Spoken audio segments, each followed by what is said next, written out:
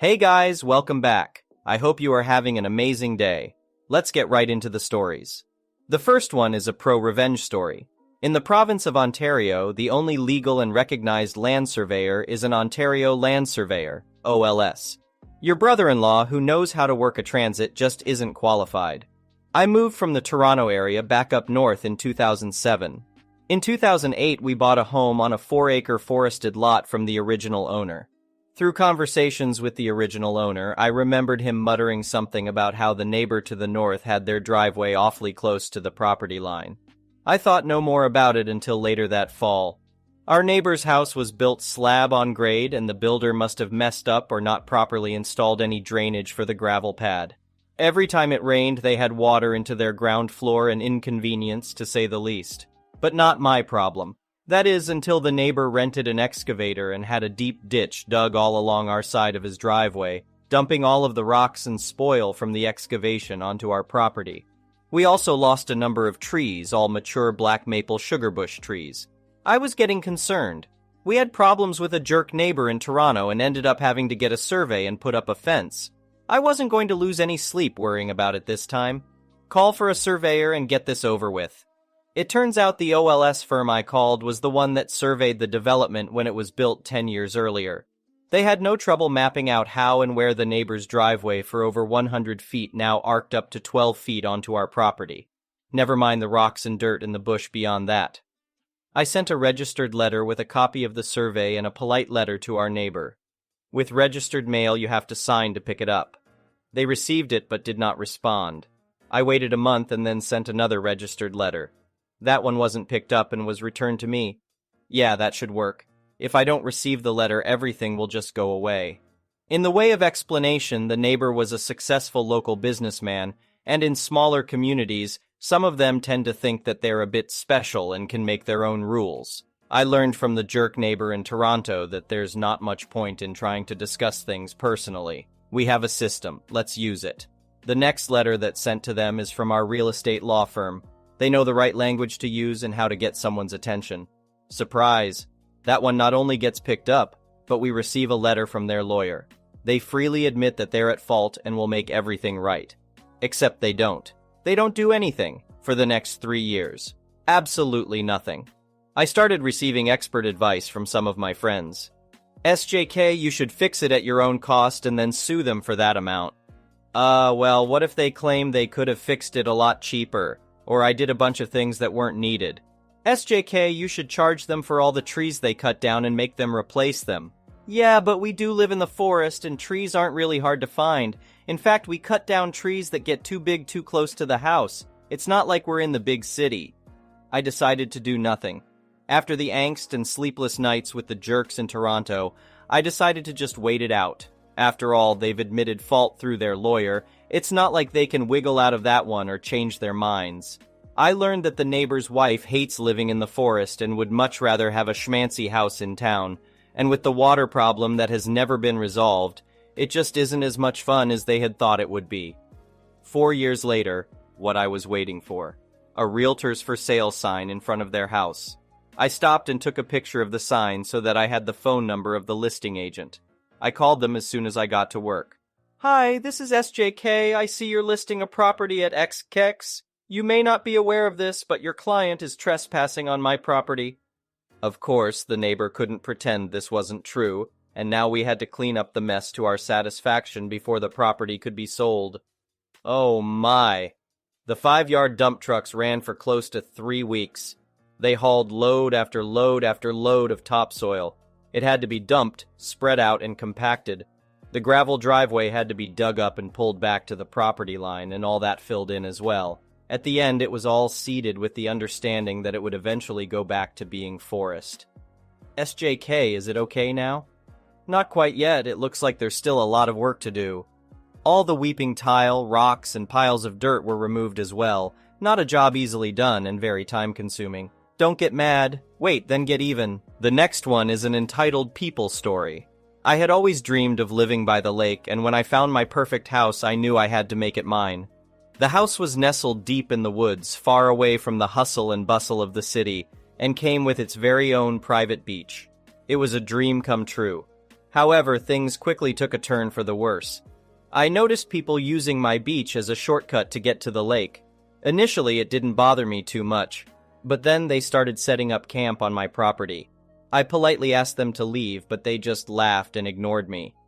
One night, I was woken up by the sound of loud music and shouting.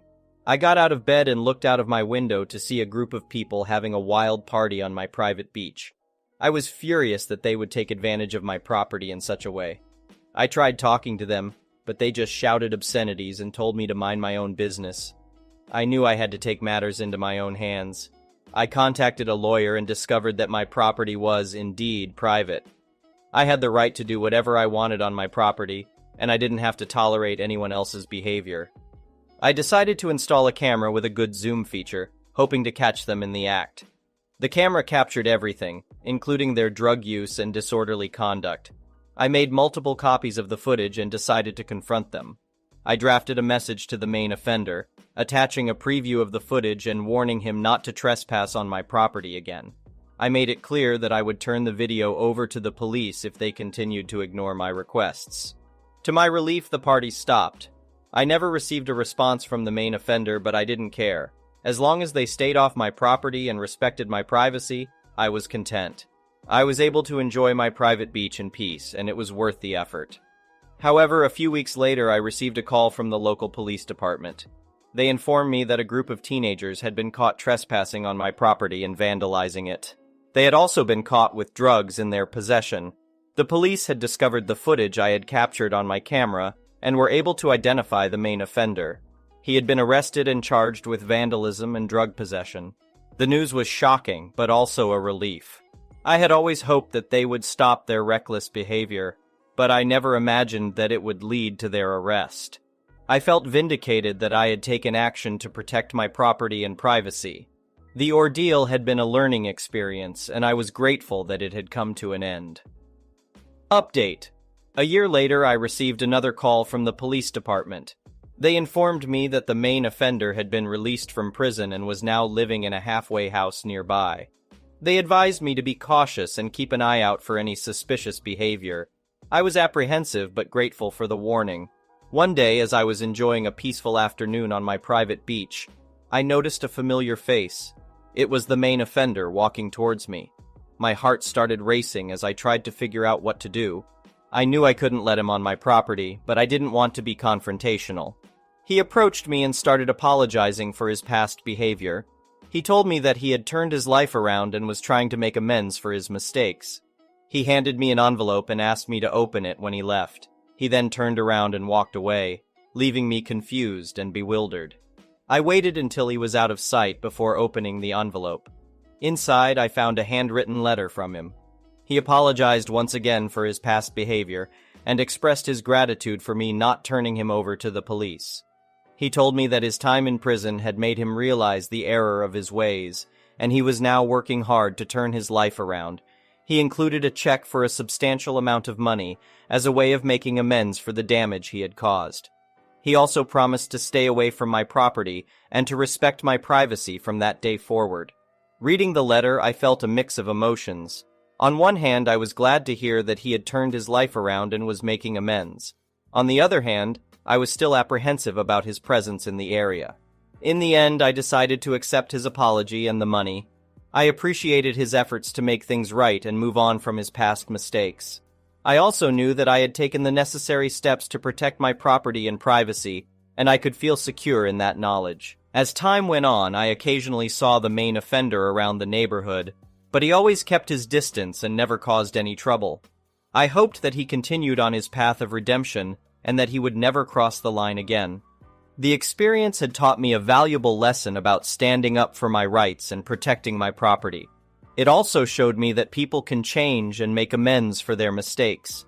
I felt a sense of closure and peace, knowing that I had done what was necessary to protect my home and my privacy. The next one is a petty revenge story. I work at a hospital as a lab technician. Our hospital site is near the city center and quite old, so there are no real parking lots and not many parking spaces available. Between students, patients, hospital workers, and people coming and going for different reasons, it's nearly impossible to find a spot after 8 a.m. Since I work in a small team, only 4, and the evening shift is also on call for any emergency, we have one reserved parking spot. There's a sign saying it's only for on-call lab technicians from our department, and there's a chain with a padlock in front of it. It is located between a fence and another building's wall, right next to our lab. There is another team in the lab, and we sometimes let them use the parking spot when we have others available or when we come using public transportation, but otherwise we don't share it. So the story. A few weeks ago, I started doing the evening shifts, usually from 10 a.m. to 7 p.m., but it can last much longer. I was also on call, so I took my car to the lab. I arrived one morning near 9:45, went to the reserved parking spot, but the chain was down and the spot was taken. At first, I thought it was someone from the other team, but I didn't agree to share the spot with anyone, and I didn't recognize the car. So I decided to park just in front of it, horizontally, so that my car wouldn't be on the road. That way, the other car was stuck between the wall, the fence, and my car. At first, I was thinking I would move it as soon as I found the colleague, and he agreed to let me have my spot. But it turns out the car didn't belong to anyone from the lab. One tech had witnessed by the window a lady parking in the spot around 9:40. When he opened the window to tell her not to park there, she just said, "I'm in a hurry, I won't be long," and left walking fast. I checked if there was a phone number left under the windshield that I could call, but there was nothing. So we decided, you know what? My car is fine where it is. It's not on the road, it leaves enough sidewalk for pedestrians to be safe, and it's only blocking her. I don't have time to go find another parking spot at this hour, which would probably be at the end of the hospital site. Plus, I have a sticker on my car saying it can park at some places in the hospital for emergencies. And the day went on. I had almost forgotten about it until 4 p.m. when someone called the secretary. The lab's phone number was on my sticker. It was a lady wondering why there was a car parked in front of her. Turns out she was also a hospital worker from another department who had arrived late to work and couldn't find a place to park, so she took the chains down and parked there. No idea how she got rid of the padlock, but it was old and weathered, so it might have just broken. She had just finished, I won't be long my ass, and now she wanted to leave but couldn't. First, the secretary, a nice woman but not known for her calm temper, berated her by the phone. Then she connected the lady to our phone, where a colleague did pretty much the same. Next, another colleague went out to check on my car. According to said colleague, she looked relieved as she thought he was going to move my car. He just told her it was illegal for her to park there, and now she had to wait for me or we'd call to have her towed. Meanwhile, I was in the middle of a complex procedure that required being in a white room, a sterilized room with controlled atmosphere, sterilized blouse. So I couldn't just leave what I was doing like that. So she waited. And she called twice more to complain that she needed to leave. And twice she got berated by my colleagues until one of them told her to stop, or they would involve the hospital security and actually get her towed. In the end, I got out of the white room at 5:30 p.m. My colleagues and I thought it was enough, so I changed myself as slowly as possible, took the time to get everything in order and let everyone know in the building I was going out for 5 minutes, and finally got out. She was visibly pissed as hell because it was almost 5:45 p.m., but the threat to get her car towed might have stuck because she didn't say anything except a passive-aggressive "thank you." By the time she could get out, it was almost 5:50 p.m., so she waited a little less than 2 hours. It could have been worse since I ended my shift around 7:30 that evening. So far, no one else has parked in the spot except us. The next one is an entitled People story. To give some context, I must say that I'm an IT engineer with toxic family relationships. I did cut off my father, uncles, and aunts, yet I keep in contact with my cousins and their children, which somehow I treat as mine, as I had none, and I'm an only child, therefore is the closest I got. I always prioritize success over relationships, so I'm single, and through the years I felt that my cousins' children weren't mine, therefore I wanted to raise one of my own. It took me some time, but finally I adopted an 8-year-old kid, as those usually age out of foster care. I love the experience of raising a kid, yet I have had to deal with some entitlement from my cousins. It turns out that every now and then I usually spend some money traveling with my cousins and their children. Yet this year, for obvious reasons, I need to save money to get all the stuff my son would need, and I'm planning to go big, the best of the best I could afford. I just explained this to my cousins and told them this year our trip together would be canceled. They said nothing, so I thought they understood the whole situation. Anyway, I wanted my kid to socialize with my cousin's children, so I invited them all to a get-together party, after about 2 months when my son felt comfortable enough. And somehow all of the kids were so mad and refused to play with my kid. He just sat in a corner and tried not to cry, but he did. I just talked with the kids and they said he was not part of the family and they deserve more, as he is adopted and they, as my family, were entitled to the trip to the parks in Florida.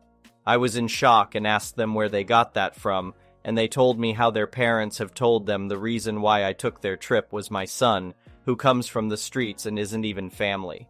I was fuming, so I told them all to leave. I had a Zoom meeting with just my cousins who told me that their children must come first, and I told them they made me realize my son comes first. So I canceled their college funds, their private school tuitions, and just told them that if my kid is not part of their family, neither am I, and they were cut off. I have been called unreasonable, but I think my son comes first, and I made the right decision. The next one is an entitled parent's story. Background: I'm a 35-year-old father of 2 boys. I have PTSD due to time spent overseas and have physical scars to match the mental scars. I have an incredible wife who knows me and knows what situations I should avoid. My children are amazing, but this story revolves around my youngest son and my service dog. Jay, my youngest son, has autism, and we share a special bond because some things that set him off also put my teeth on edge. Spike, my English bulldog, is my service dog. He's well-trained, lazy, judgmental, and overall uninterested in anything he can't eat. He's also very in tune with Jay and my emotions and will provide a distraction when we get overwhelmed. Basically, he's like, "Oh, you're stressed? Here, scratch my butt, you'll feel better, and I'll get attention. It's a win-win." The story: my family recently moved to Texas. Because we now live very close to an amusement park, we got memberships. Shout out to the park for being amazing when it comes to special needs. This particular park in Arlington, Texas, has a special program for autistic people. They have rooms set aside to chill at if you're overstimulated, so you can relax, go back out, get overstimulated again, and round you go. With Jay, we also don't have to wait in lines. This is a huge thing and the cause of this story. The park has a pass that lets you skip most of the lines, and they charge an arm and a leg for this. However, with that pass, you still end up in a line of the hundreds of people that also have that pass. Jay gets no lines at all. We get a special pass and we go in through the exit. The worker signs the pass and we go on the ride. Jay has a favorite ride, the log ride. There have been days when we would ride the log ride over and over, then eat. We also have the food pass, which we pay for, then go back to the log ride. On this day, T, my oldest, and Jay wanted to go on the log ride. So we made our way to the exit and left wife and Spike in the shade because someone has to stay with him and bulldogs and rides don't mix. As we were going in the exit, a woman started screaming at us. I have absolutely no hearing on my right side, thanks high pressure wave, so I didn't consider it worth turning my head to listen. Now, because we ride this ride almost exclusively, the workers on this ride know us by name and sight. Jay even talks to them, which is rare. We go in, show the pass, sit, and ride.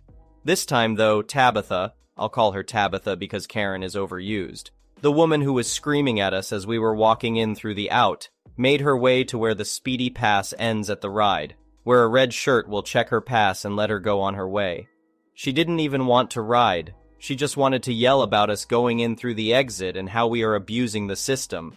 Now, anyone that looks at Jay can see he's in a world all his own and wouldn't be surprised if he's literally reading the future or talking to aliens. He's awesome. The red shirt tries to calm her down. T is getting upset because he's a normal 9-year-old and adults yelling is uncool. Jay is making his excited sounds and waiting for the log to stop so he can get in. We get in, and as we float away, we still hear Tabitha screaming. The ride ends, and we exit. We figured we would never see Tabitha again, but obviously, as I'm pointing this out, it didn't go that way. Tabitha appeared like a dark brother after making the sacrifice, Elder Scrolls reference, hooting and screaming.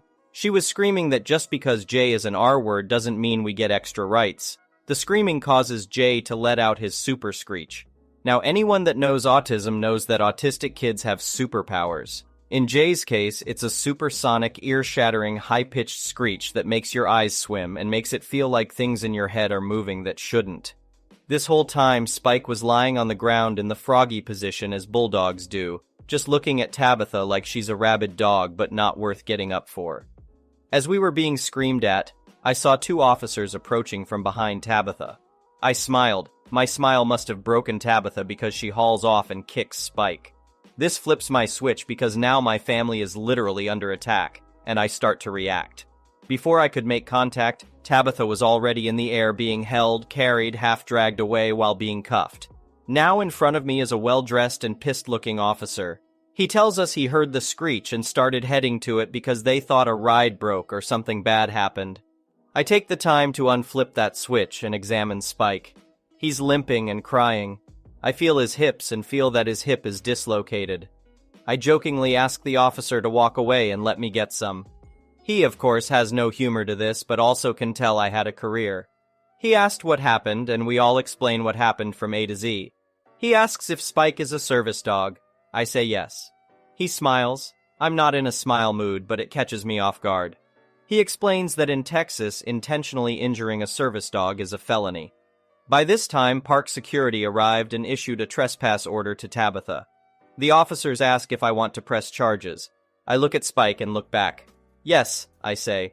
Tabitha and her tiny mouse-like husband start to freak out as Tabitha is loaded onto a golf cart. We hop on a cart too and leave to go to the vet. The vet fixed Spike and all is well. We went back the next day with Spike in a stroller. No one batted an eye and everyone loves the bulldog in a stroller. I let people pet him. He's a hoot, and the park is an amazing place. I've been contacted by the investigating officer and have given depositions. I may have to testify, but I look forward to sitting on the bench with Spike on my lap. Thank you for watching. I would really appreciate it if you could like the video and subscribe to our channel if you haven't already.